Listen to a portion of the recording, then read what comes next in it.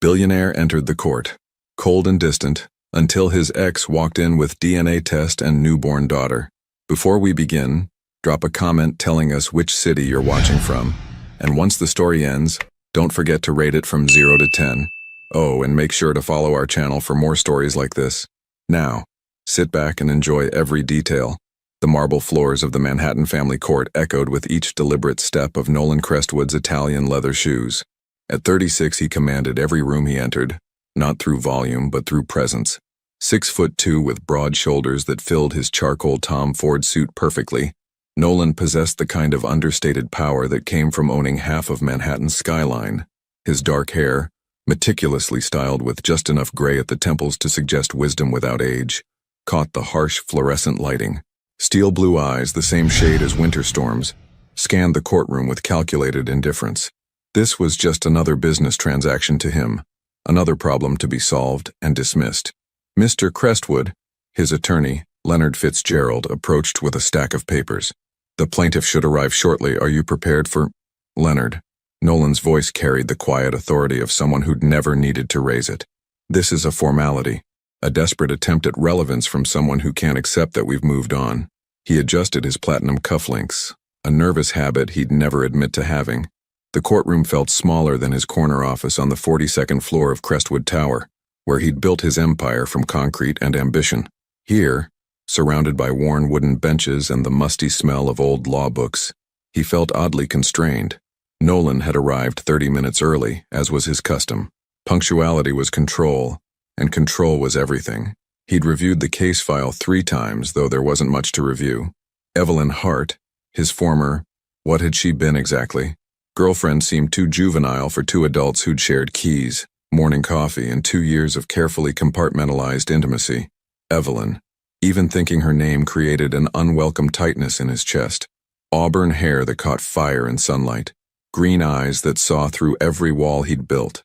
An architect who designed spaces with the same precision he used to acquire buildings, but with something he'd never possessed: heart. Their relationship had been perfect in its limitations, both career-driven, both emotionally unavailable in comfortable ways. She understood his 12-hour workdays. He respected her need for creative solitude. They'd meet for dinner twice a week, spend weekends together when schedules allowed, and maintain separate apartments because neither wanted to complicate things with cohabitation. It had worked until it didn't. The end came without drama. 2 adults recognizing that parallel lines, no matter how close, never actually touch. She'd been increasingly distant, absorbed in a project redesigning the children's wing of Mount Sinai Hospital. He'd been closing the biggest commercial deal of his career. They'd simply drifted.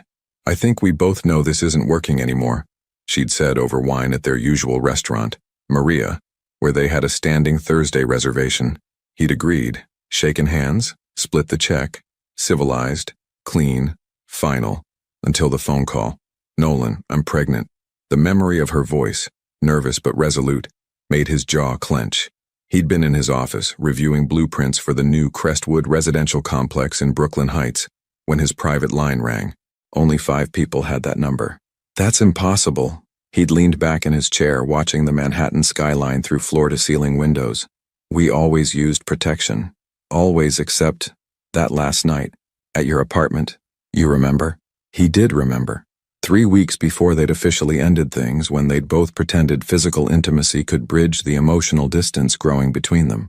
When protection had been forgotten in a moment of desperate connection that felt more like goodbye than hello. But admitting that would mean admitting vulnerability, admitting that their perfectly controlled relationship had, for one night, been anything but controlled. You're better than this, Evelyn. He'd hung up. Now, 10 months later, she was apparently going through with this charade. Nolan straightened his tie, navy silk with a subtle diamond pattern, and checked his Patek Philippe watch. 28 p.m. The hearing was scheduled for 2:30. Sir? Leonard touched his arm. Are you... The courtroom doors opened. Nolan turned, expecting to see Evelyn's attorney, David Chen, whom he'd researched thoroughly. Instead, she walked in. Time stopped. Evelyn Hart looked exactly the same and completely different. Her auburn hair, now longer, was pulled back in a low bun that emphasized the elegant line of her neck. She wore a simple black dress. Nothing expensive, nothing designed to impress, but it fit her perfectly. accentuating her natural grace. At 31, she possessed the kind of beauty that didn't announce itself, but slowly overwhelmed you. But it wasn't Evelyn who made Nolan's carefully constructed composure crack. It was the baby in her arms. A tiny girl, maybe 3 months old, wearing a cream-colored onesie and wrapped in a soft pink blanket. The baby's head rested against Evelyn's shoulder, dark hair, his color, visible beneath a delicate knit hat. Isla. The name from the legal documents suddenly became real. Not a legal abstraction, but a person. A little person who'd been alive for 3 months while he'd convinced himself she didn't exist. The baby stirred, making a soft sound that somehow carried across the courtroom and hit him like a physical blow. Evelyn's eyes found his. For a moment, the careful mask she wore slipped, and he saw exhaustion, determination, and something that looked almost like regret, not for bringing the case, but perhaps for what they'd both lost along the way. She took a seat at the plaintiff's table without acknowledging him further. The baby, Isla, remained perfectly calm, as if courtrooms were familiar territory. All rise for the Honorable Judge Margaret Thornfield. Nolan stood, his legs suddenly unsteady. This was supposed to be simple. Prove the child wasn't his. Pay whatever settlement would make this go away. Return to his orderly life. But watching Evelyn gently adjust the blanket around her daughter, he felt something he hadn't experienced in years. Doubt. What if she really was his? What if that one night of unguarded passion had created this perfect little person who was now 3 months old and completely unknown to him? The judge began speaking about procedures and DNA results, but Nolan couldn't focus. He kept staring at the baby, searching for familiar features, wondering if those tiny fingers might carry his DNA, his legacy, his unexpected future. What if everything he thought he knew about control, about family, about love, was about to change forever? Judge Margaret Thornfield, a woman in her late 50s with silver hair and penetrating brown eyes, surveyed the courtroom with the authority of someone who'd presided over countless family disputes. Her voice cut through the tension like a blade. We're here today for the matter of Hart versus Crestwood, regarding the establishment of paternity for the minor child, Isla Rose Hart. She glanced down at her papers. Mr. Chen, you may proceed. David Chen, Evelyn's attorney, rose from his seat. A man in his 40s with kind eyes behind wire-rimmed glasses, he moved with quiet confidence. Your Honor, my client seeks only what is fair, recognition of paternity and appropriate support for her daughter. Nolan watched Evelyn as she listened, her posture straight despite the baby in her arms. Isla had woken up and was making soft cooing sounds, her tiny fist gripping the edge of her blanket. Even from across the room, Nolan could see the child's eyes, a startling blue-gray that made his breath catch. They were his eyes, the same shade that stared back at him every morning in his bathroom mirror. The defendant, Mr. Nolan Crestwood, has disputed paternity, Chen continued, despite being in an intimate relationship with my client for 2 years. We have here the results of the court-ordered DNA test. Leonard Fitzgerald stood. Your Honor, my client has always maintained his position. Any relationship between the parties ended amicably months before the alleged conception date. Alleged? Evelyn's voice was quiet but sharp. It was the first time she'd spoken, and every head in the courtroom turned toward her. Judge Thornfield raised an eyebrow but didn't interrupt. Nolan felt heat rise in his chest. He knew that tone, the one Evelyn used when someone questioned her integrity. He'd heard it during their relationship when contractors doubted her designs, or when clients tried to diminish her expertise because she was a woman in a male-dominated field. Ms. Hart, Judge Thornfield addressed her directly. Please let your attorney speak for you. My apologies, Your Honor. Evelyn's cheeks flushed pink, but her gaze remained steady. She adjusted Isla, who had begun to fuss slightly, making those tiny sounds that somehow seemed amplified in the formal courtroom. Chen opened a manila folder. Your Honor, we have the DNA test results from LabCorp, conducted under court supervision 3 days ago. The moment stretched like a held breath. Nolan found himself gripping the edge of the defendant's table, his knuckles white against the dark wood. Every rational part of his brain had prepared for vindication, proof that this child wasn't his responsibility, wasn't his unexpected complication. But looking at Isla's face, at the way she turned her head toward sounds with alert intelligence, at the dark hair that matched his own, rational thought felt increasingly foreign. The test confirms paternity with 98% accuracy, Chen announced. Nolan Crestwood is the biological father of Isla Rosehart. The words hit Nolan like a physical blow. The courtroom seemed to tilt, the familiar sounds of shuffling papers and muffled coughs fading into white noise. 99.98%. Not uncertain, not questionable, definitive. He was a father. He had been a father for 3 months, and he hadn't known, hadn't wanted to know. Mr. Fitzgerald? Judge Thornfield's voice seemed to come from underwater. Does your client wish to respond to these findings? Leonard looked at Nolan, who felt frozen in place. The careful control he'd built his entire life around was cracking, piece by piece. He thought of his own father, distant, critical, more interested in business mergers than bedtime stories. He'd sworn he'd never repeat that pattern, but he'd been repeating it from the moment Evelyn had called. My client, Leonard began, then paused, clearly waiting for guidance that wasn't coming. In that moment of silence, Isla began to cry. Not the soft fussing from before, but real crying, the kind that spoke of hunger or discomfort, or simply the overwhelming strangeness of being in a courtroom instead of somewhere warm and familiar. Evelyn immediately began the automatic rocking motion that all mothers learn, murmuring soft words that Nolan couldn't quite hear. But the crying continued, growing stronger, more insistent.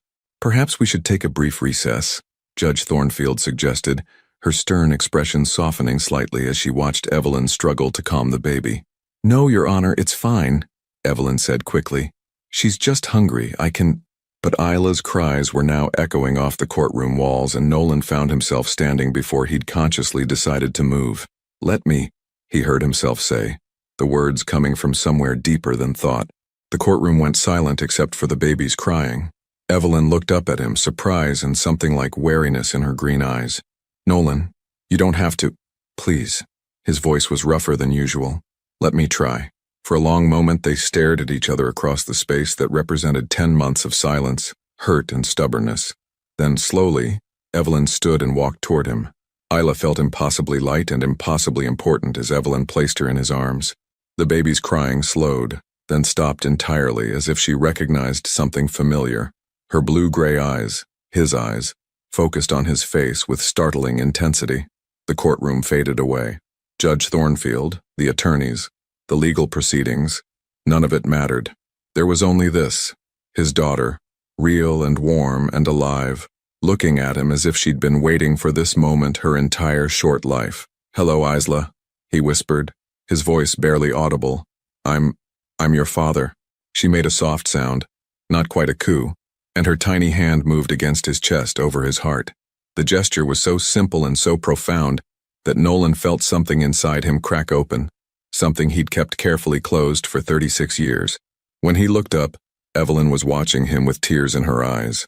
Not happy tears, not sad tears, but something more complicated, the tears of a woman who'd carried this burden alone, and was finally, maybe, not quite so alone anymore. Your Honor, Nolan said, his voice stronger now but still careful as he held his daughter. I'd like to formally acknowledge paternity, and I'd like to discuss arrangements for my daughter's care. Judge Thornfield nodded slowly. Very well, Mr. Crestwood. Given this development, I think we should schedule another hearing to discuss custody arrangements and support. Ms. Hart, are you agreeable to this? Evelyn wiped her eyes and nodded. Yes, Your Honor, but I want to be clear. Isla's well-being comes first, always. Understood. The judge made several notes. We'll reconvene in 2 weeks. In the meantime, I suggest both parties consider what kind of arrangement would best serve the child's interests. As the hearing concluded and people began filing out, Nolan remained standing with Isla in his arms, reluctant to give her back. She had fallen asleep against his chest, her breathing soft and even, her tiny fist still clutching his tie. She likes you, Evelyn said quietly, stepping closer. Up close he could see the exhaustion around her eyes, the way motherhood had both softened and strengthened her. She doesn't know me, Nolan replied, but his arms tightened protectively around the baby. No, Evelyn agreed, reaching to gently take Isla back. She doesn't, but that doesn't mean she can't learn to. As she lifted their daughter from his arms, their hands brushed, and for a moment Nolan felt the echo of what they'd once had, the easy intimacy, the unspoken understanding, the connection he'd convinced himself was just convenience. Evelyn, he started, then stopped, unsure what to say. I'm sorry seemed inadequate. I was wrong. Felt like the beginning of a conversation that couldn't happen in a courthouse hallway. 2 weeks, she said, settling Isla against her shoulder. Think about what you really want, Nolan. Because this isn't about us anymore, this is about her. She walked away, leaving him standing in the empty courtroom with the weight of fatherhood settling on his shoulders like an unfamiliar but not unwelcome coat. For the first time in his carefully planned life, Nolan Crestwood had absolutely no idea what came next. Nolan's penthouse overlooked Central Park from the 58th floor, its floor-to-ceiling windows offering a view that had graced the covers of architectural magazines. The space was a testament to minimalist luxury, Italian marble, Danish furniture, and artwork that cost more than most people's homes. Everything had its place, everything served a purpose, and nothing was out of order. Until now. He stood in his home office at 11:47 p.m., still wearing his courtroom suit, but with his tie loosened and his jacket draped over a chair.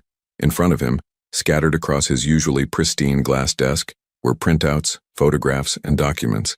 Everything he could find about Evelyn Hart's life over the past 10 months. The private investigator he'd hired, Rebecca Torres, had been thorough. Too thorough. Medical records showed Evelyn had attended every prenatal appointment alone. Bank statements revealed she'd depleted her savings account to pay for the delivery at Mount Sinai, the same hospital where she'd designed the children's wing. Credit card records showed purchases of baby furniture, diapers, formula, and a breast pump from a secondhand store in Queens. A secondhand store. Evelyn Hart, who used to shop at Bergdorf Goodman when they were together, buying used baby furniture. The photographs were worse. Rebecca had taken them over the past week, documenting Evelyn's daily routine. Evelyn leaving her apartment building in Park Slope at 7 a.m., Isla strapped to her chest in a carrier, catching the subway to her architecture firm in Midtown. Evelyn picking up groceries at a corner market, bouncing the baby while she waited in line. Evelyn in Prospect Park, sitting on a bench feeding Isla a bottle, looking exhausted and alone. In every single photo, she was alone. Nolan picked up a particularly clear image. Evelyn sitting in a pediatrician's waiting room, Isla sleeping in her arms, dark circles under her eyes as she filled out paperwork. The timestamp showed it was taken just 3 days ago. His chest tightened. While he'd been closing deals and attending board meetings, she'd been navigating new motherhood by herself. While he'd been sleeping 8 hours a night in his temperature-controlled bedroom, she'd probably been awake every few hours feeding their daughter. Their daughter. The phrase still felt foreign, like speaking a language he'd never learned. His phone buzzed. A text from his assistant, Miranda. The car will be ready at 6 a.m. tomorrow for the site visit in Brooklyn Heights. Also, your father called regarding the quarterly board meeting. His father, Harrison Crestwood, founder of Crestwood Enterprises, a man who'd built an empire but had never learned his son's middle name. They spoke quarterly, always about business, never about anything that mattered. What would Harrison say about having a granddaughter? Probably something about liability and public relations implications. Another document caught his eye. A lease agreement. Evelyn had moved from her spacious one-bedroom apartment in Soho to a smaller place in Park Slope just before Isla was born. The rent was half what she'd been paying, but the neighborhood was family-friendly, close to good schools and parks. She'd been planning for their daughter's future while he'd been pretending she didn't exist. His landline rang, startling him out of his thoughts.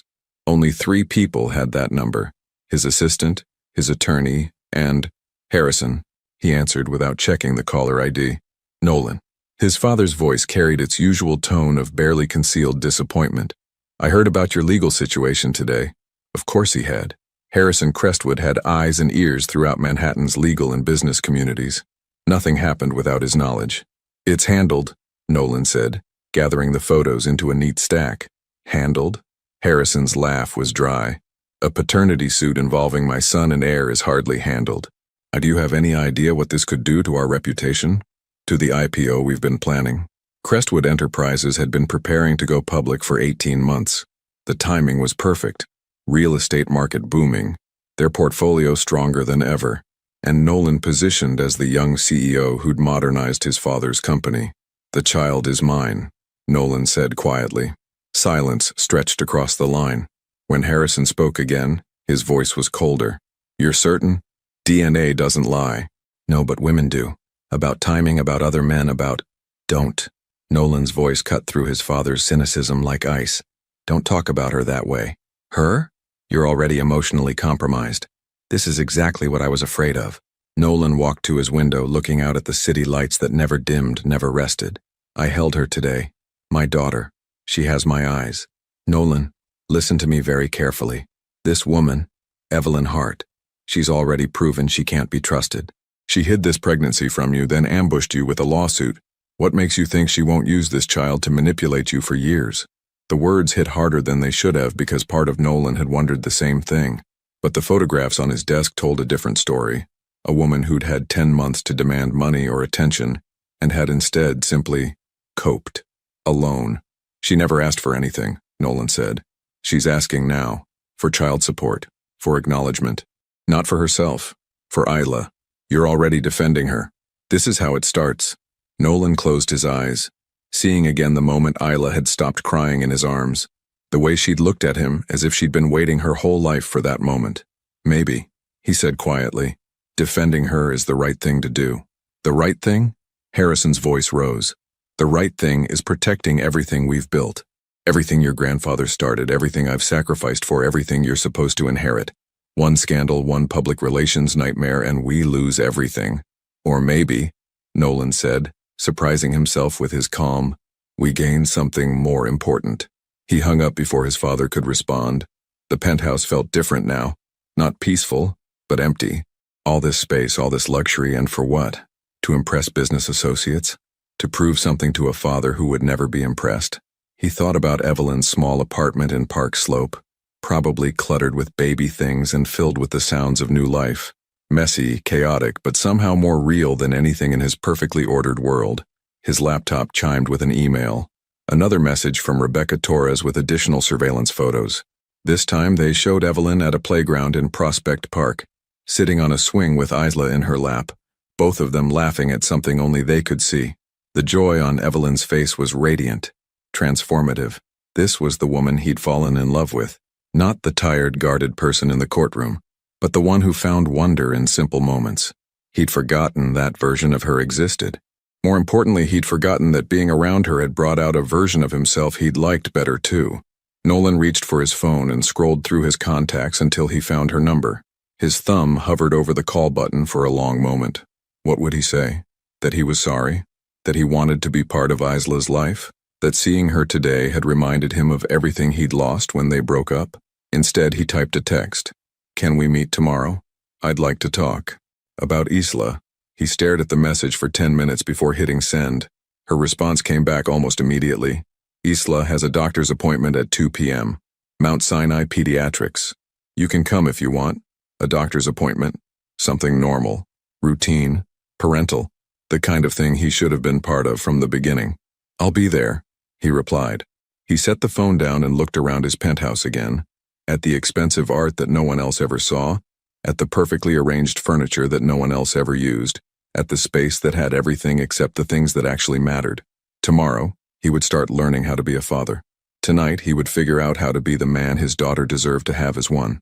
The pediatric wing of Mount Sinai Hospital buzzed with the controlled chaos of sick children and worried parents. Nolan stood outside Dr. Miranda Walsh's office at 1:55 p.m., holding a paper bag that felt heavier than any business deal he'd ever carried. Inside the bag were things he'd never imagined buying.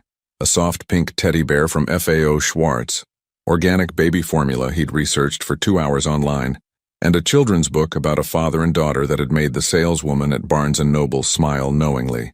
He felt ridiculous.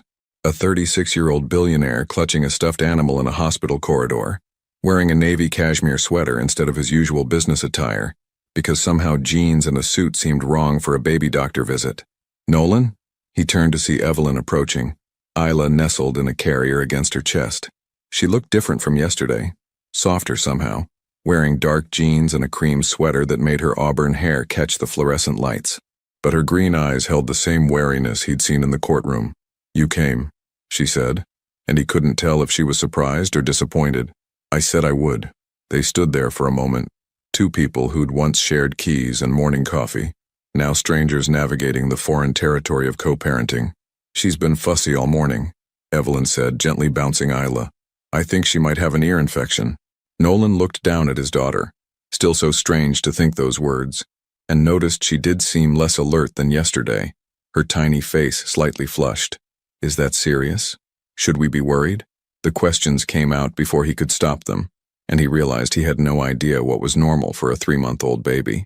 It's common, Evelyn said, but her voice carried the underlying tension of a new mother who worried about everything.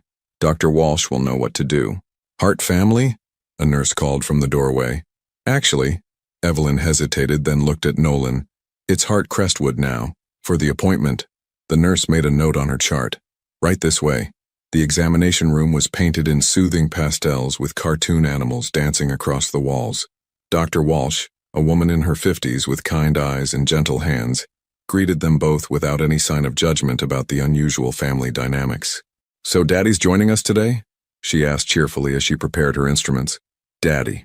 The word hit Nolan like a physical blow. He'd been called many things. Mr. Crestwood, sir, boss, son, but never Daddy. Yes, he managed. I wanted to.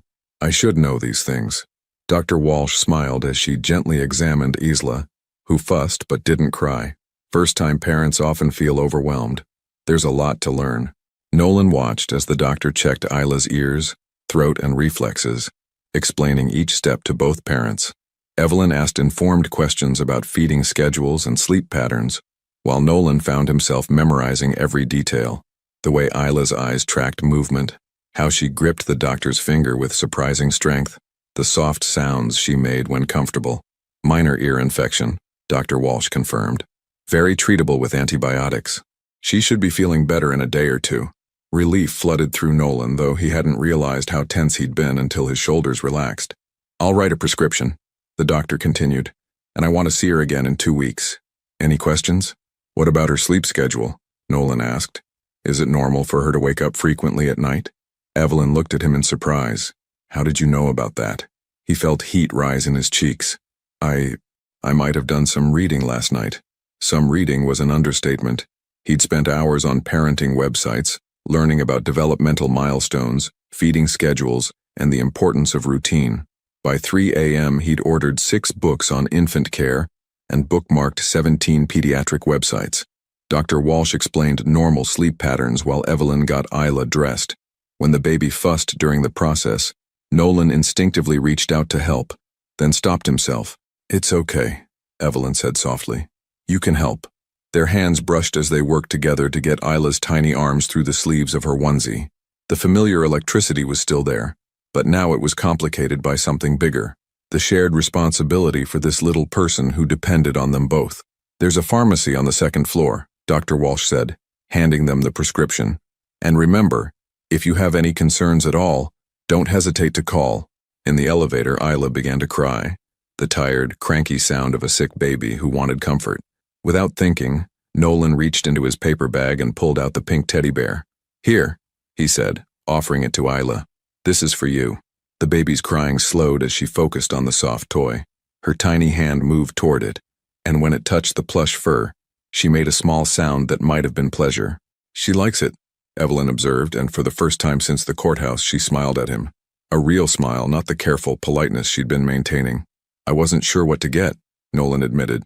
The saleswoman said pink was traditional for girls, but then I read that color preferences are learned behaviors and babies actually respond better to high contrast patterns.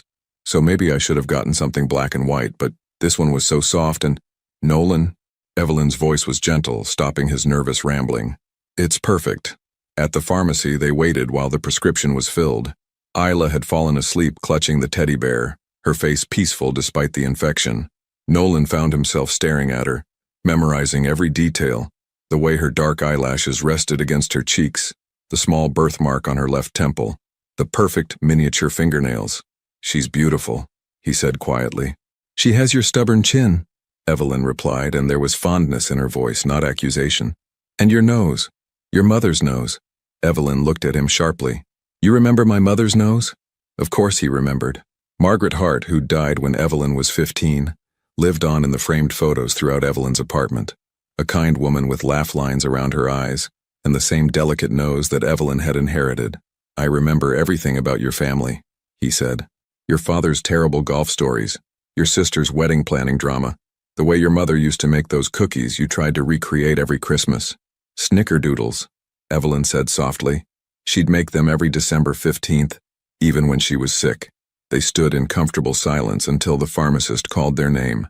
As they walked toward the hospital exit, Isla still sleeping peacefully, Evelyn spoke again. "Where did you park?" "I didn't drive. I took a cab." She looked at him strangely.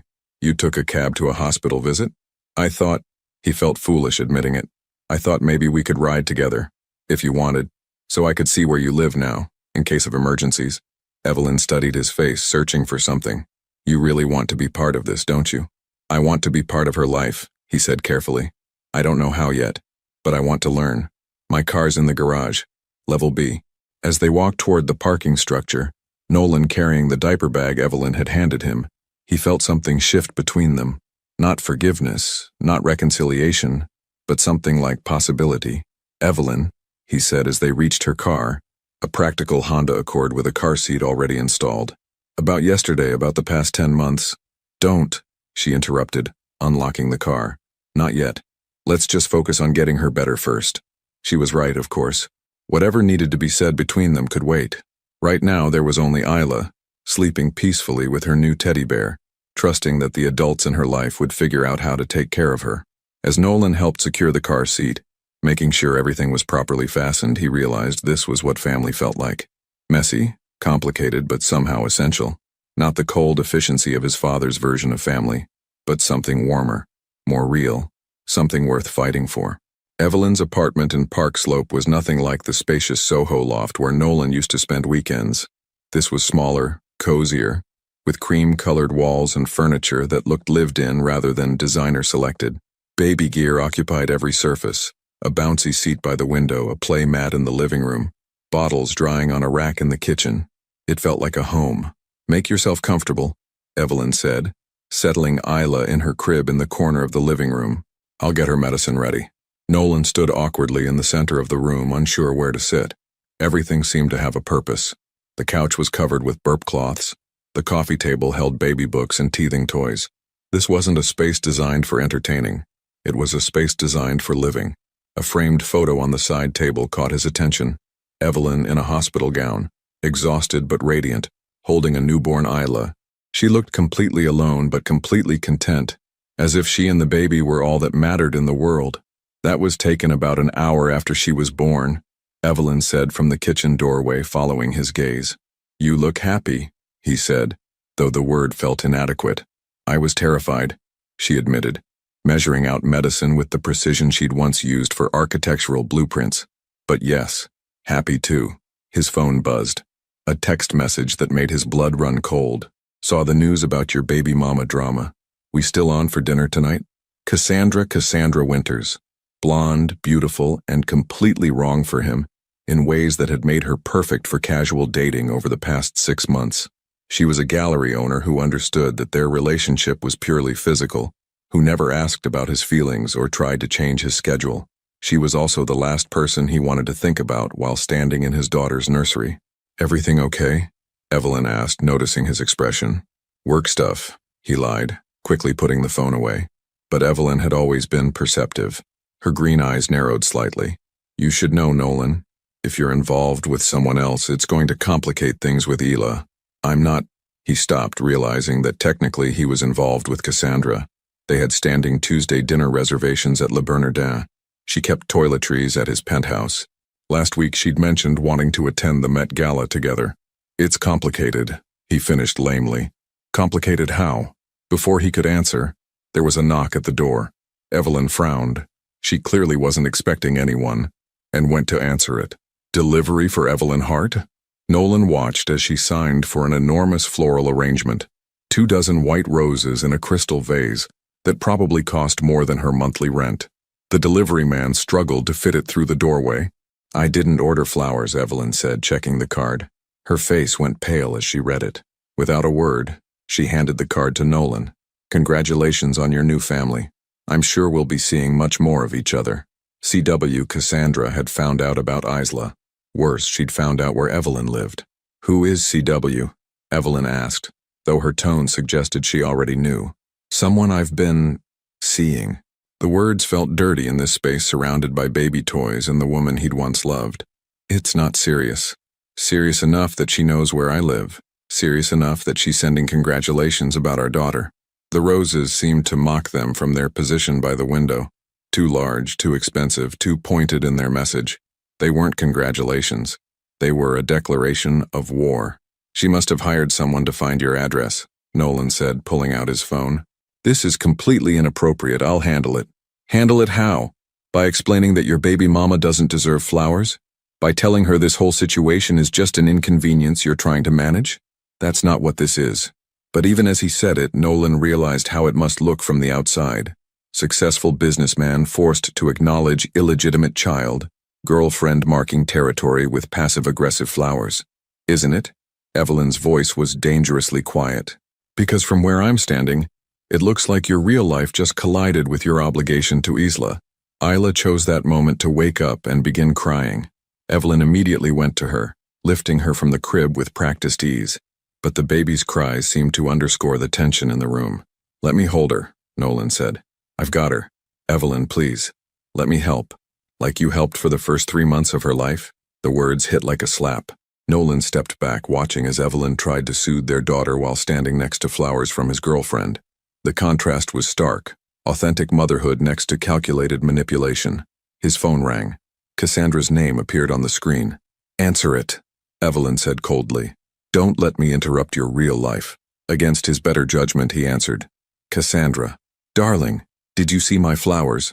I thought it was important to acknowledge this new development in your life. This isn't the time.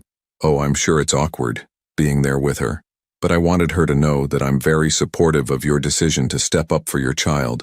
Some women might see this as a threat, but I think it shows what a good man you are. Every word was poison wrapped in silk.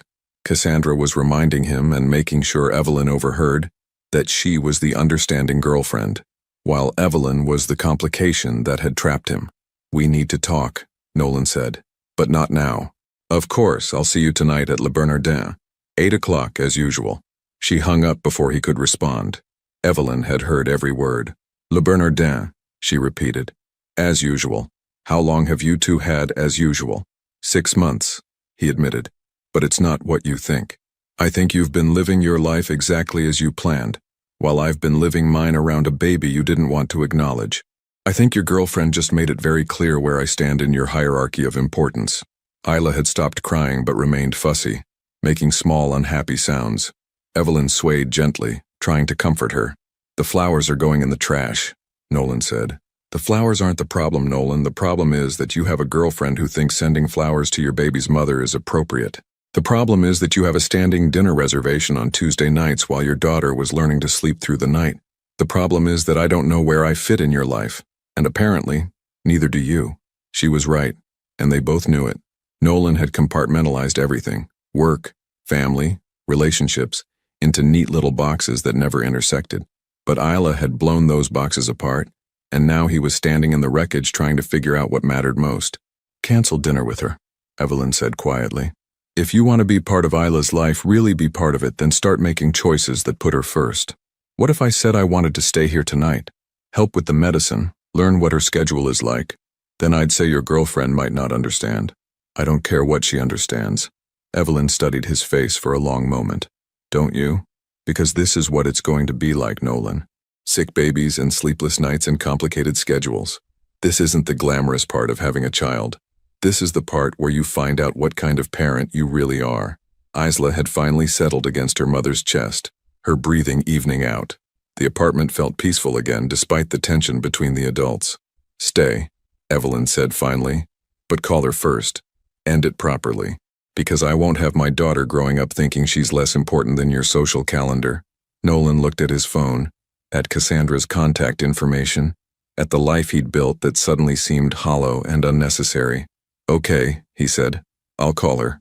As he stepped onto the small balcony to make the call, he could see Evelyn through the window, giving Isla her medicine with gentle precision. This was real life. Messy, demanding, beautiful. Everything else was just performance. Time to stop performing and start living.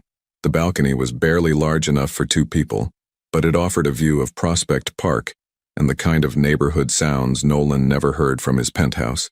Children playing, dogs barking, the distant hum of real life happening below. He dialed Cassandra's number, his fingers surprisingly steady. "Darling, calling to confirm tonight?"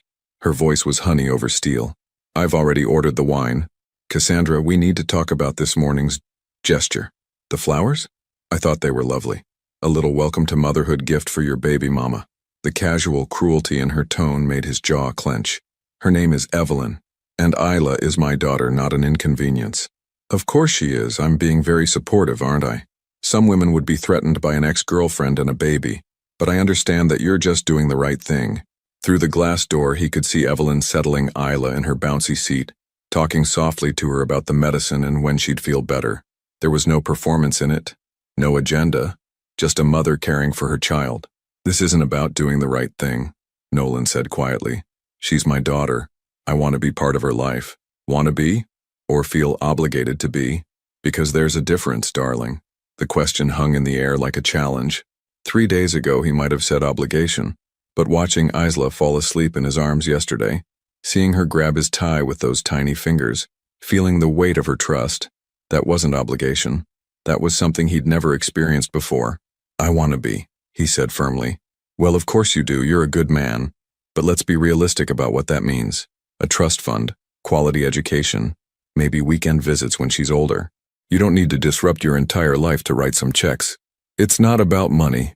Cassandra's laugh was sharp. "Everything is about money, Nolan. Don't be naive. This woman saw an opportunity and took it. Now she has you feeling guilty and responsible. But you can't seriously be thinking about playing house with her. Playing house. As if caring for his own child was some kind of game. "I have to go," he said. "Don't be ridiculous. We have dinner reservations and I'm wearing the dress you bought me in Milan. The red one you love. The red dress." He remembered buying it for her. Remembered the way she'd looked in it at various social functions. Remembered thinking she was exactly the kind of woman who belonged on his arm at charity galas and business dinners. Now he couldn't remember why any of that had mattered. "Cancel the reservation," he said. "Excuse me?" "Cancel it. I'm staying here tonight." The silence stretched so long he thought she'd hung up. When she spoke again, her voice had lost all pretense of sweetness. "You're choosing her over me. I'm choosing my daughter. Same thing, isn't it? You think that playing daddy for a few hours is going to make up for 10 months of abandonment? You think that woman is going to forgive you because you show up with a teddy bear and good intentions?" Her words found their target because they echoed his own fears. What if Evelyn never trusted him? What if he was too late to matter in Isla's life? What if he didn't know how to be the father she deserved? "Maybe not," he admitted. "But I have to try. This is a mistake, Nolan. A costly public mistake that's going to damage everything you've worked for. Your father called me this morning, you know. He's concerned about the IPO, about how this looks to investors." His father had called Cassandra. Of course he had. Harrison Crestwood had probably seen her as an ally in talking sense into his son, bringing him back to the world of calculated decisions and risk management. "My father doesn't get a vote in this, doesn't he? He built the company you're about to inherit. He trusts me to help you see reason." Through the window, Nolan watched Evelyn check on Isla, who had fallen asleep again. She moved with quiet efficiency, straightening baby clothes and picking up toys, creating order in the small space. She looked tired but content, like someone who'd found her purpose. "Goodbye, Cassandra. If you walk away from me, from us, for this fantasy of family life, don't expect me to be here when reality sets in. I'm counting on it." He hung up and immediately turned off his phone. When he stepped back inside, Evelyn was folding tiny clothes at the kitchen table, her movements automatic and soothing. She looked up as he entered. How did she take it? About as well as expected. He sat across from her, watching her hand smooth out a onesie covered in cartoon elephants. "She had some interesting theories about my motivations, such as that I'm just feeling guilty, that this will pass once the novelty wears off." Evelyn's hand stilled. "Will it?"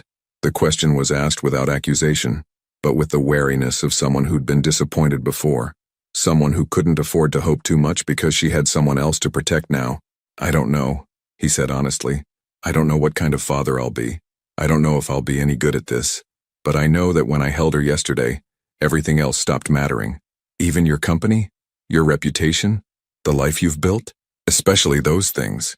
Evelyn resumed folding, but he could see the tension in her shoulders. "You say that now, but what happens when she's teething and crying for 3 hours straight? What happens when you have an important meeting and she's sick? What happens when being her father interferes with being Nolan Crestwood's CEO? Then I figure it out.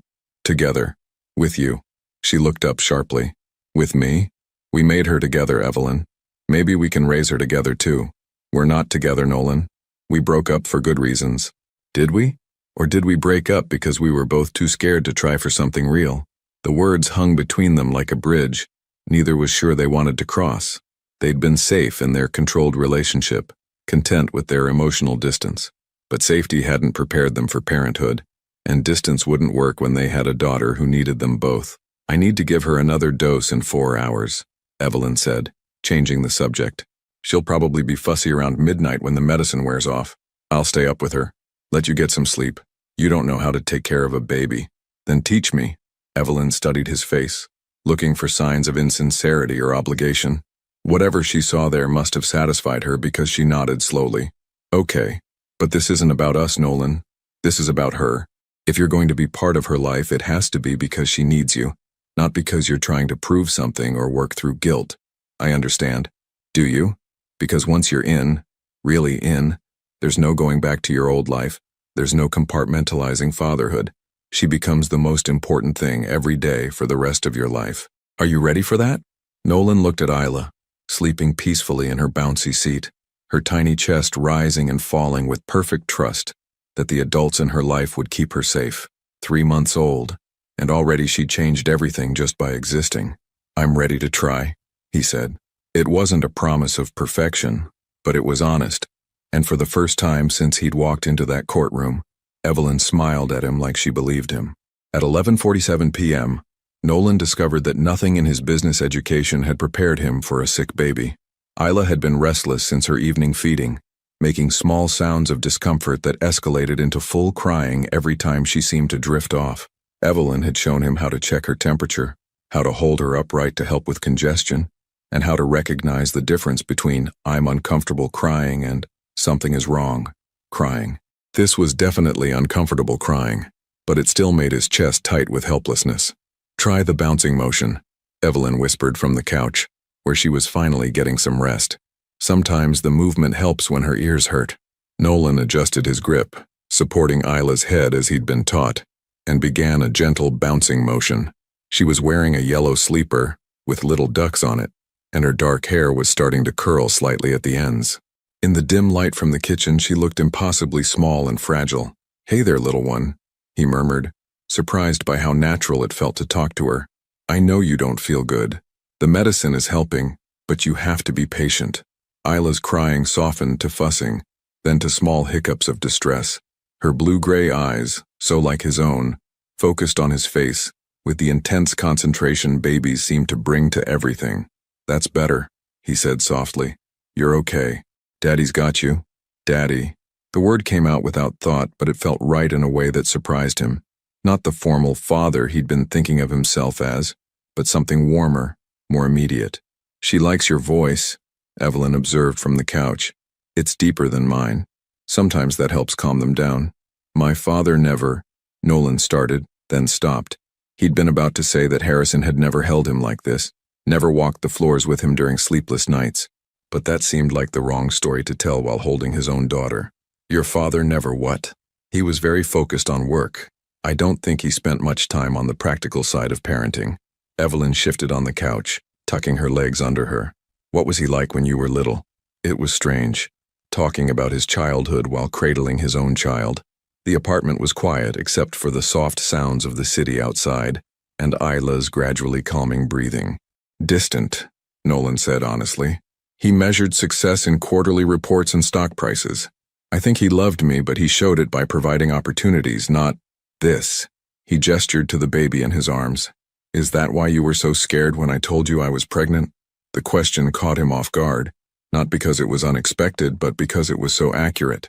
"Partly. I didn't have a model for what being a present father looked like. I knew how to be successful, how to provide financially, but the rest?" He trailed off, watching Isla's eyelids grow heavy. "You're doing fine now. I'm terrified I'll mess up, that I'll hurt her somehow, or fail her when she needs me most." "Welcome to parenting," Evelyn said with a tired smile. "I've been terrified for 3 months straight." "You don't look terrified. You look like you know exactly what you're doing. That's called fake it till you make it." Half of parenthood is pretending you have it together while secretly Googling is this normal at 3 a.m. Isla had finally fallen asleep, her small body relaxed against his chest. Nolan was afraid to move, afraid to break whatever spell had finally given her peace. I should put her down, he whispered. Not yet. She'll wake up if you move her too soon. Give it another 10 minutes. So they sat in comfortable silence, Evelyn curled on the couch and Nolan in the rocking chair, both watching the sleeping baby.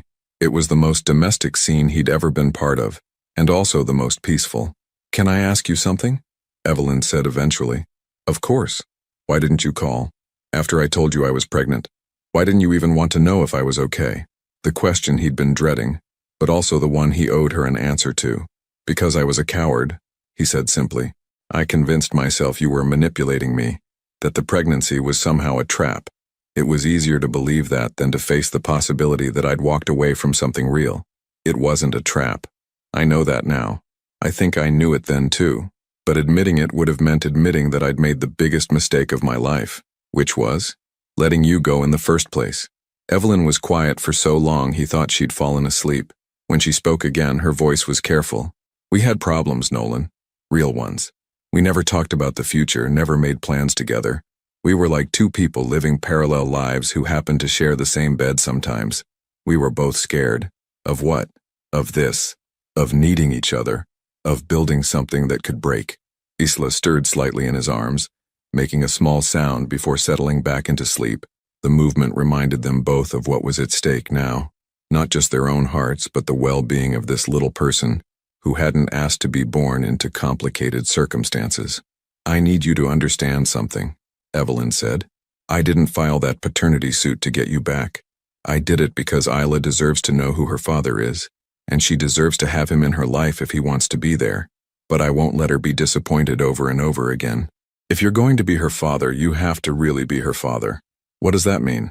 It means showing up even when it's inconvenient. It means putting her needs before your schedule. It means being here for the boring parts and the hard parts, not just the cute moments.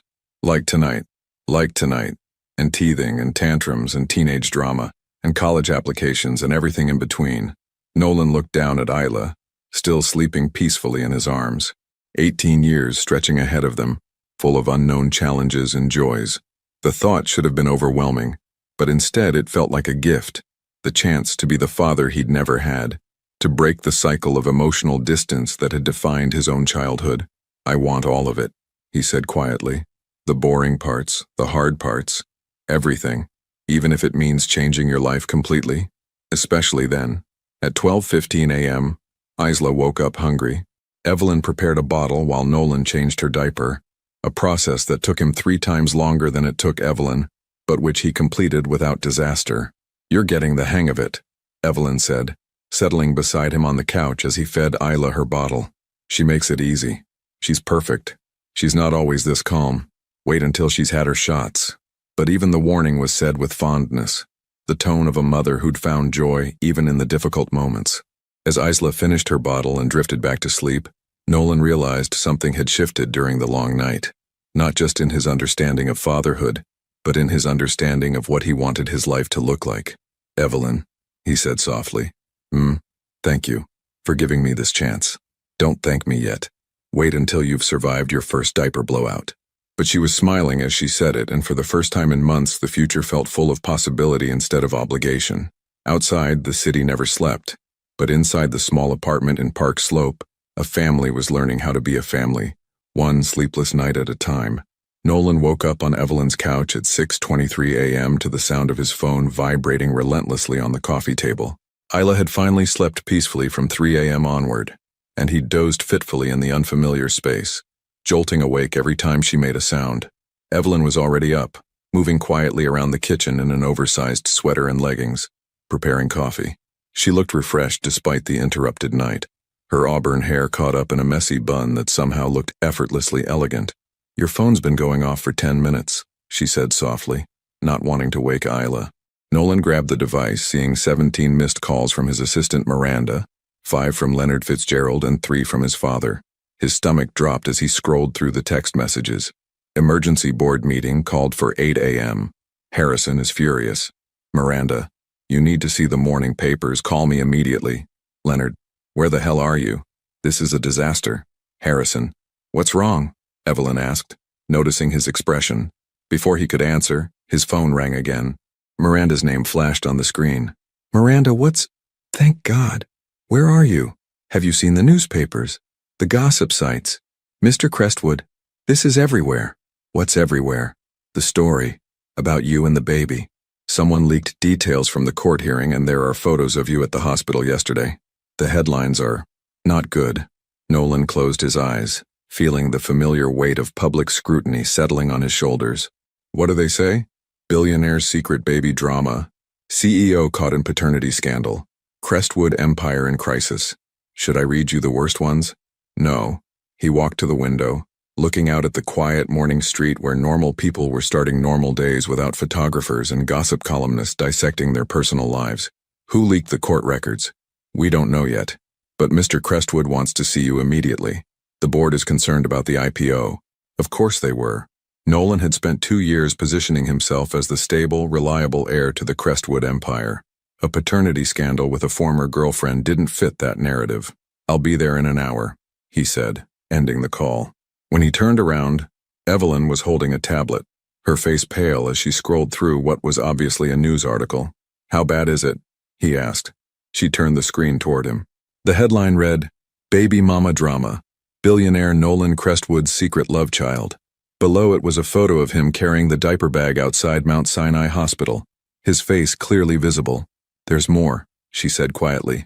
They have details about the hearing, about the DNA test results. Someone gave them everything. Nolan scanned the article, his anger rising with each paragraph. They'd gotten Evelyn's full name, her profession, even the name of her architecture firm. Worse, they'd painted her as a gold digger who'd trapped him with an unwanted pregnancy. This is character assassination, he said. I'll have my lawyers shut this down. You can't shut down the truth, Nolan. And they're not entirely wrong, are they? From the outside, this probably does look like a scandal. You're not a gold digger. Isla isn't a scandal. She's my daughter. Evelyn set down the tablet and checked on Isla, who was still sleeping peacefully, oblivious to the storm erupting around her. Your father called 3 times, she said. I'm guessing he's not happy about becoming a grandfather this way. My father's opinion doesn't matter, doesn't it? This affects your business, your reputation, the IPO you've been working toward for 2 years. Before Nolan could respond, there was a sharp knock at the door. Through the window, he could see a man with a camera waiting outside. Reporters, Evelyn said, her voice tight with anxiety. They found my address. Nolan moved to the window, counting at least 3 photographers and what looked like a journalist with a microphone. As he watched, another news van pulled up to the curb. We need to get you out of here, he said. This is my home, Nolan. I can't just leave. You can't stay either. Not with Isla. Not with them camping outside. As if summoned by their conversation, Isla woke up and began to cry. The sound seemed amplified in the tense atmosphere, and Evelyn immediately went to comfort her. It's okay, sweetheart, she murmured, lifting the baby from her crib. Mama's here. Watching Evelyn soothe their daughter while reporters gathered outside like vultures made something fierce and protective rise in Nolan's chest. This was his family now. Messy, complicated, but his to protect. His phone rang again. This time it was Leonard. Nolan, where are you? I need to brief you before the board meeting. I'm with Evelyn and Isla. There are reporters outside her apartment. That's not ideal. Look, I hate to say this, but you need to distance yourself from this situation until the media attention dies down. Distance myself from my daughter? Distance yourself from the optics. The board is spooked. They're talking about postponing the IPO, maybe even reconsidering your position as CEO. Let them. Nolan, think about what you're saying. You've worked your entire life for this moment. Don't throw it away for my family? Leonard was quiet for a moment. I'm trying to help you salvage this, but you need to be smart about it. Being smart got me into this mess. Maybe it's time to try being honest instead. After ending the call, Nolan found Evelyn in the kitchen, feeding Isla, while periodically checking the window. The reporters had multiplied. He counted at least 6 now, with more arriving. I'm going to make a statement, he said. Saying what? The truth, that Isla is my daughter, that I love her, and that anyone who has a problem with that can go to hell. That's going to cost you, isn't it? The business, the IPO, your father's approval. Probably. Evelyn studied his face, searching for signs of doubt or resentment. And you're okay with that? 3 days ago, I would have said no. I would have hired a PR firm to spin this, paid whatever it took to make it go away quietly, and gone back to my life. What changed? Her, he said, nodding toward Isla. Watching you take care of her alone for 3 months while I convinced myself she wasn't my responsibility, realizing that everything I thought mattered was just noise. A loud knock interrupted them, followed by a voice calling through the door. Ms. Hart? This is Janet Mills from Channel 7 News. We'd like to get your side of the story. I'll handle this, Nolan said, moving toward the door. Wait, Evelyn caught his arm. Before you go out there and potentially ruin your career for us, I need to tell you something. The seriousness in her voice made him stop. What? The night I called you, when I told you I was pregnant. She took a deep breath. I didn't call you right away. I waited 6 weeks after I found out. Why? Because I was scared. Because I knew it would change everything between us, and I wasn't sure I was ready for that. I kept telling myself I'd call tomorrow, and then tomorrow, and then, Evelyn, I spent 6 weeks trying to figure out if I could do it alone, if I should even tell you at all.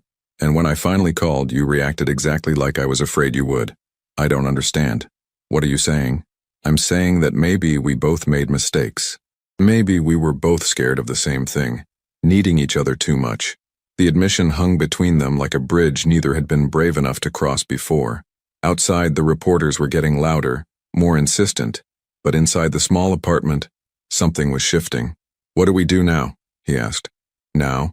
Evelyn looked down at Isla, who had finished eating and was looking around with alert, curious eyes. Now we figure out how to be a family, whatever that looks like. Nolan's phone buzzed with another text from his father. If you're not here in 30 minutes, don't bother coming at all. He turned off the phone and slipped it into his pocket. The board meeting can wait, he said. Right now I need to get my family somewhere safe. The boardroom at Crestwood Enterprises felt like a tribunal. 12 faces around the polished mahogany table, all turned toward Nolan as he entered 45 minutes late, his hair still slightly disheveled from helping Evelyn pack an overnight bag through the back entrance of her building. Harrison Crestwood sat at the head of the table, his silver hair perfectly styled, his navy suit impeccable. At 72, he commanded the room with the same iron presence that had built the company from a single construction project into a billion-dollar empire. Nice of you to join us, Harrison said, his voice carrying the chill of 40 years of disappointment distilled into 4 words. I had a family emergency, Nolan replied, taking his seat at the opposite end of the table. Is that what we're calling it? Board member Margaret Sinclair slid a stack of newspapers across the table. Because the media is calling it something else entirely. Nolan glanced at the headlines without picking up the papers. I'm aware of the coverage. Are you aware, said board member Robert Chen, that our stock price dropped 6% in pre-market trading? Are you aware that 3 major investors have called emergency meetings? Are you aware that the SEC is now asking questions about our disclosure practices? The SEC? Nolan looked at Leonard, who was seated to his right, looking deeply uncomfortable. They want to know if the company had knowledge of any personal situations that might affect leadership stability, Leonard explained. It's standard procedure when there's negative publicity around a CEO. I see. Nolan leaned back in his chair, studying the faces around the table. These people had known him since he was a child. They'd watched him grow up in this company, had mentored him, supported his rise to CEO. Now they looked at him like a liability. The solution is obvious, Harrison said. You issue a statement distancing yourself from this situation. Acknowledge that while the child may be biologically yours, you had no knowledge of the pregnancy and no intention of pursuing a relationship with either the mother or the child. Absolutely not. Nolan, Margaret began. No, his voice cut through the room like a blade. I will not distance myself from my daughter. I will not pretend she doesn't exist for the sake of stock prices. Your daughter, Harrison said the words like they tasted bitter, is 3 months old. You've never been a father. You don't know the first thing about children or family responsibility. This is a midlife crisis, not a calling. You're right. I don't know the first thing about being a father, but I'm learning. Learning? Robert Chen pulled out his phone. Let me read you what the Wall Street Journal said this morning. Crestwood's family values scandal raises questions about judgment and stability in leadership. Investors should be concerned about a CEO who can't manage his personal life attempting to manage a public company. They're questioning your competence, Margaret added. Your ability to lead. Because I acknowledged my daughter exists? Because you've created a public relations nightmare, Harrison snapped. Because you've jeopardized everything we've worked for. The IPO we've spent 2 years preparing, the expansion into international markets, the deals that depend on our reputation for stability and discretion. Nolan thought about Isla, probably napping in the guest room of the Four Seasons, where he'd taken Evelyn and the baby to escape the media circus. He thought about the way she'd looked at him this morning, with complete trust, as if he was exactly where he belonged. What exactly are you asking me to do? He said quietly. Step back, Harrison said. Take a leave of absence until this blows over. Let me handle the IPO, clean up this mess. And if I refuse? The silence that followed was answer enough. Harrison exchanged glances with several board members, the kind of wordless communication that came from decades of working together. The board has concerns, Margaret said carefully, about your judgment, about your priorities, about whether you're still the right person to lead this company into its next phase. You're threatening to remove me. We're trying to help you, Robert said. If you take the leave voluntarily, handle this situation quietly. The board is prepared to support your return once the media attention dies down. How long? 6 months. Maybe a year. And what happens to Evelyn and Isla during that year? I pretend they don't exist while you rehabilitate my image? You provide financial support through discreet channels, Harrison said. You set up a trust fund for the child's education and medical needs. You be responsible without being visible. It was exactly what Cassandra had suggested, the same solution his father had probably been planning since he first heard about the paternity suit. Clean, quiet, businesslike. I need a moment, Nolan said, standing. Son, Harrison began. Don't call me son. Not when you're asking me to abandon my daughter. Nolan walked to the window that overlooked Manhattan, the same view he'd had from his office for the past 5 years. 42 floors below, the city moved with its usual relentless energy. People going to work, building lives, making choices that mattered to them if no one else. His phone buzzed with a text from Evelyn. Isla's fever broke. She's much better. How's the meeting? He typed back. Complicated. How are you holding up? Scared, but okay. Whatever happens, we'll figure it out.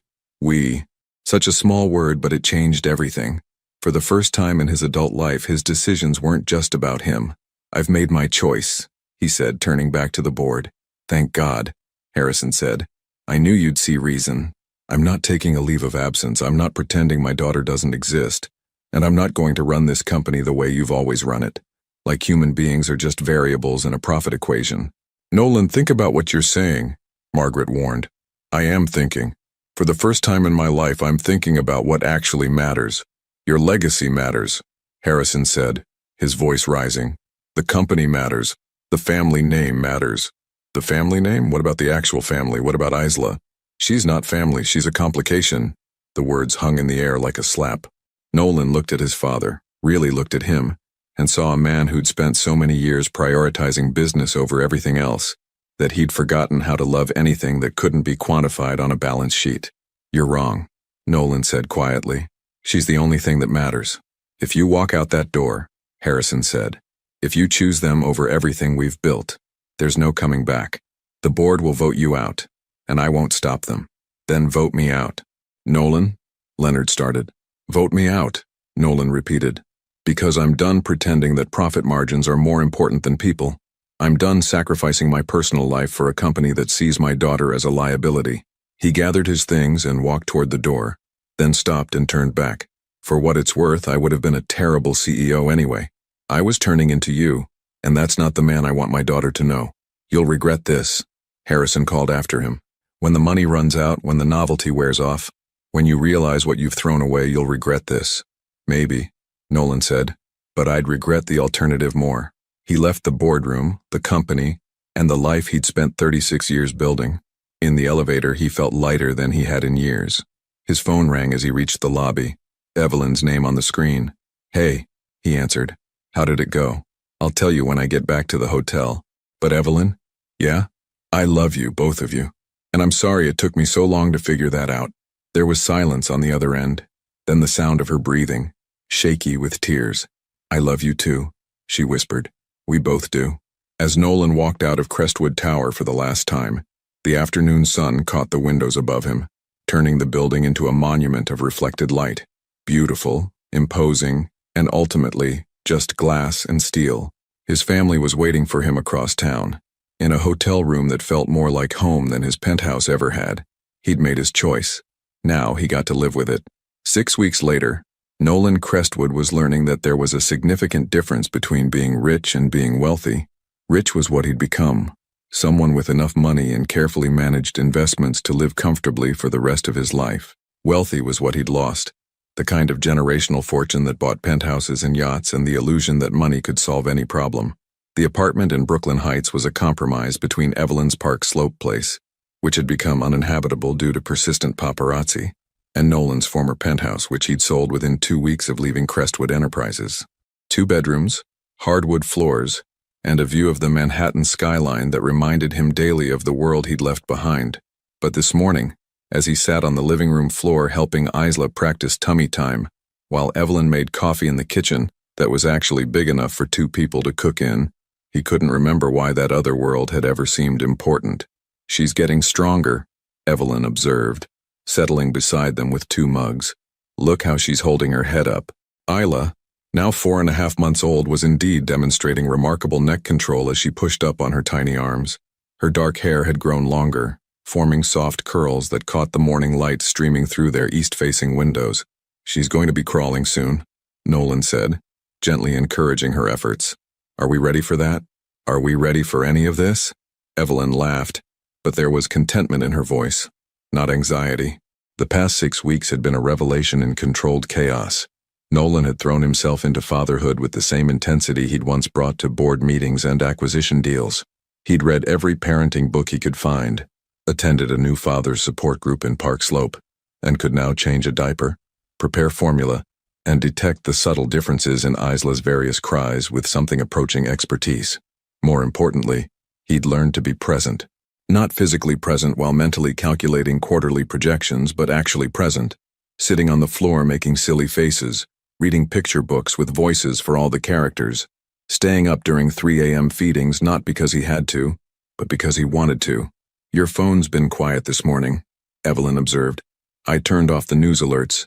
For weeks after his departure from Crestwood Enterprises, his phone had buzzed constantly with updates about the company's plummeting stock price, the delayed IPO, and his father's increasingly desperate attempts to salvage the deal. Business journalists had initially painted him as either heroically principled or catastrophically naive, depending on their perspective on work-life balance. He'd stopped reading the coverage when he realized he genuinely didn't care what happened to the company anymore. "Any regrets?" Evelyn asked, the question she'd been asking in various forms since the day he'd walked out of that boardroom. "About leaving?" "No." He helped Isla roll onto her back, smiling as she immediately tried to grab his fingers. "About taking so long to leave?" "Every day. You couldn't have known. I could have tried harder. When you called that night, I could have listened instead of shutting down.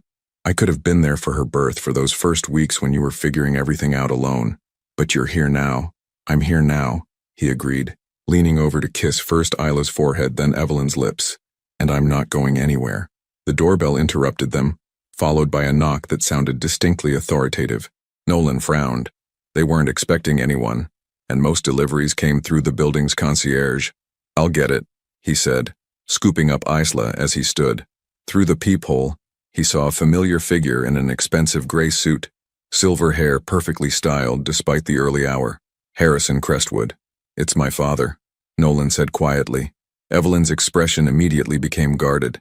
She'd never met Harrison, but she'd heard enough stories to know that his appearance on their doorstep wasn't likely to be a social call. "Do you want me to?" "No. We handle this together." Nolan opened the door, Isla in his arms, Evelyn at his side.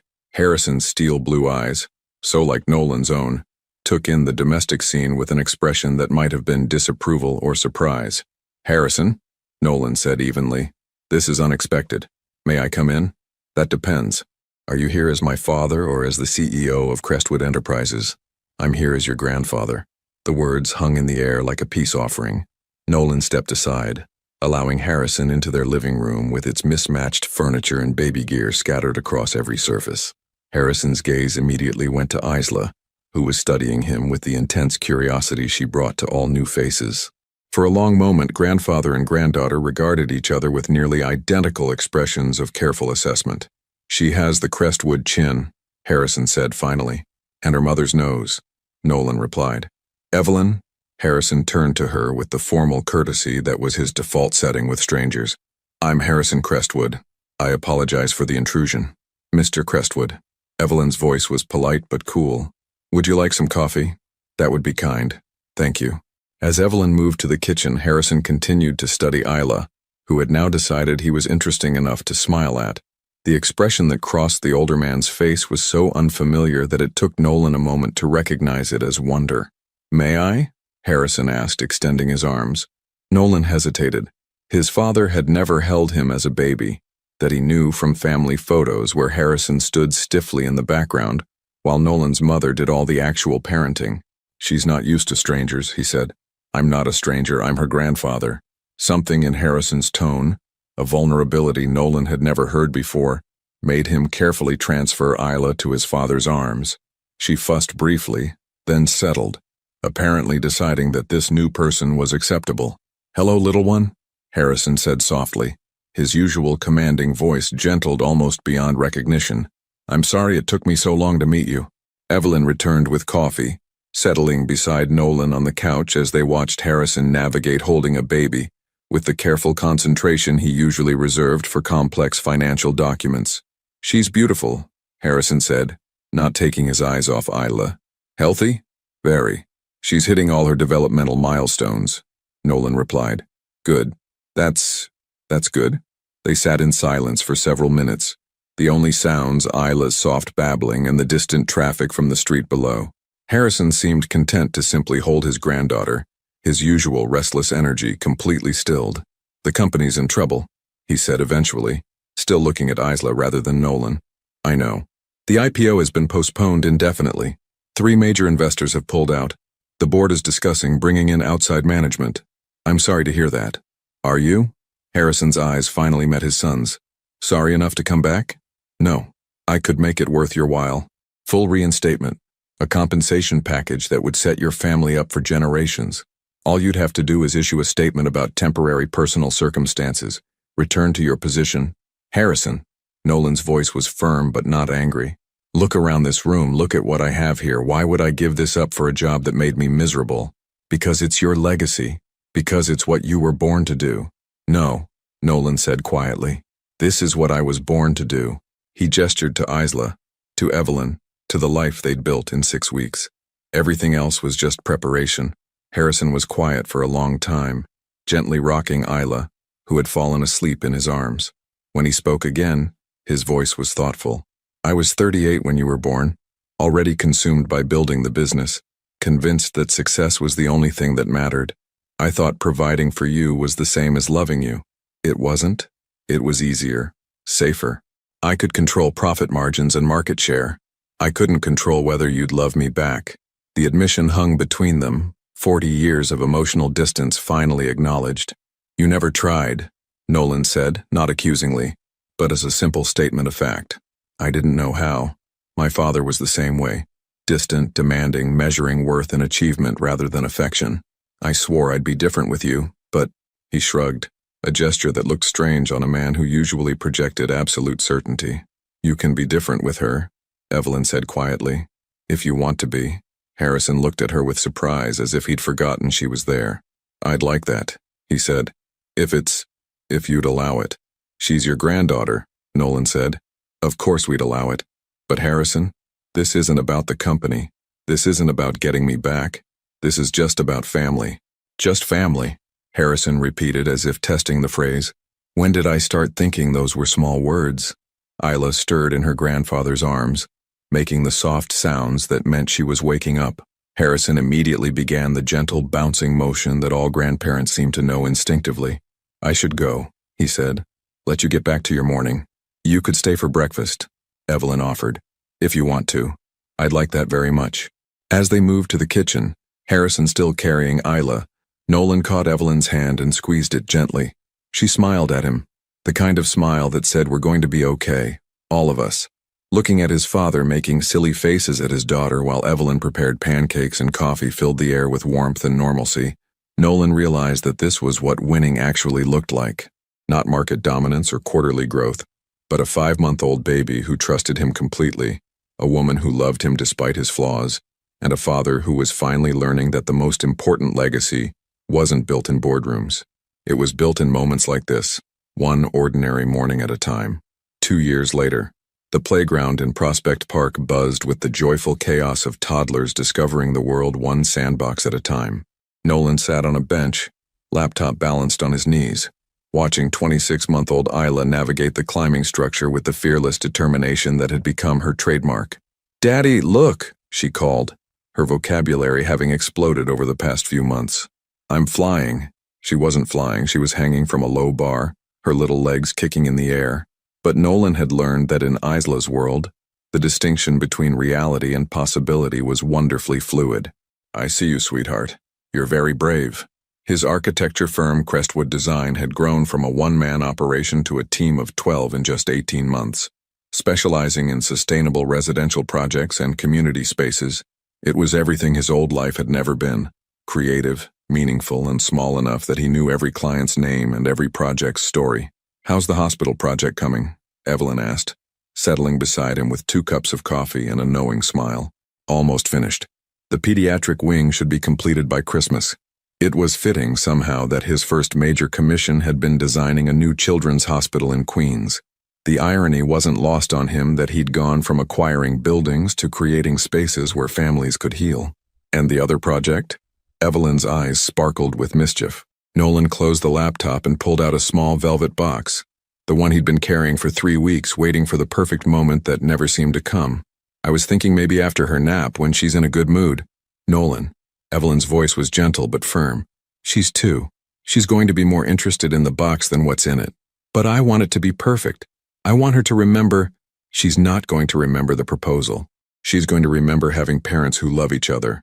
Before he could respond, Isla came running over, grass stains on her yellow dress and dirt smudged on her cheek. "Mama, Daddy, I made a friend." She pointed to a little boy who was determinedly building a sandcastle with the focused intensity of a master architect. "That's wonderful, baby," Evelyn said, automatically reaching for the wet wipes in her diaper bag. "What's his name?" "Tommy. He likes dinosaurs too." Isla had recently become obsessed with dinosaurs, much to Harrison's delight. Her grandfather had responded by filling her bookshelf with paleontology texts far too advanced for a toddler, though she enjoyed the pictures and had learned to roar like a surprisingly convincing Tyrannosaurus Rex. "Isla," Nolan said, his heart suddenly pounding. "Can you come here for a minute? Daddy wants to ask Mama something important." "Is it about dinner?" "I want mac and cheese." "It's not about dinner."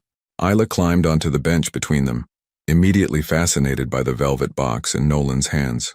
She reached for it with the grabby instincts of a toddler who believed everything in the world existed for her entertainment. "Careful, sweetheart," Evelyn said, but she was looking at Nolan, not their daughter. "Evelyn Hart," Nolan began, then stopped. He'd rehearsed this speech dozens of times, had written and rewritten it, but suddenly none of those carefully chosen words seemed adequate. "What's in the box, Daddy?" "Something for Mama." "Is it candy? Mama likes chocolate." "It's not candy." Nolan opened the box, revealing a simple solitaire diamond that caught the afternoon sunlight and scattered it in tiny rainbows. "It's a ring." "Pretty." Isla immediately reached for it again. "It is pretty," Evelyn agreed, tears already forming in her eyes. "Very pretty." "Evelyn," Nolan tried again. 2.5 years ago, I was the kind of man who thought love was a luxury I couldn't afford. I built walls around my heart and called it success. I measured my worth in profit margins and board approvals. "Daddy's talking a lot," Isla observed, getting bored with the adults' conversation and scanning the playground for more interesting activities. "I am talking a lot," Nolan agreed, laughing despite his nerves. "The short version is, Mama, will you marry Daddy?" "Yes," Evelyn said immediately. "Of course, yes." "Really? Just like that?" "Just like that." As he slipped the ring onto her finger, Isla clapped her hands with delight, though whether she understood the significance of the moment or was just happy to see her parents happy was unclear. "Are we having a party?" she asked hopefully. "We're having a wedding," Evelyn said, pulling their daughter into her lap. "A big party where Mama and Daddy promise to love each other forever. And me too. Especially you," Nolan said, wrapping his arms around both of them. "Forever and always. Can I have cake?" "You can have all the cake you want," And Uncle Harrison, too? Harrison had indeed become Uncle Harrison over the past 2 years, a transformation that had surprised everyone, including Harrison himself. He visited every Sunday for dinner, had learned to read picture books with appropriate dramatic flair, and had recently been caught teaching Isla to negotiate better terms for her bedtime routine. Uncle Harrison gets cake too, Evelyn confirmed. As they sat on the bench, Isla chattering about cake and dinosaurs and whether Uncle Harrison would dance at the wedding, Nolan marveled at how completely his definition of success had changed. Success wasn't the corner office on the 42nd floor, or seeing his name on the Forbes list. Success was Isla running to him when she fell down, knowing he'd make everything better. Success was Evelyn trusting him with her heart again, even after he'd broken it so badly the first time. Success was this: an ordinary Tuesday afternoon in a playground with grass stains and sticky fingers and the woman he loved wearing his ring while their daughter planned their wedding reception around cake and dinosaurs. "I love you," he told Evelyn, the words easier now than they'd ever been. "I love you too, both of you." "Even when I'm being a dinosaur?" Isla asked, demonstrating her Tyrannosaurus Rex roar. "Especially when you're being a dinosaur," they said in unison. Later that evening, after Isla had been bathed and read to and tucked into her princess-themed bed, Nolan and Evelyn sat on their small balcony, overlooking the Brooklyn Heights promenade. The Manhattan skyline glittered across the water, beautiful and distant, like a life they'd once known but no longer needed. "Any regrets?"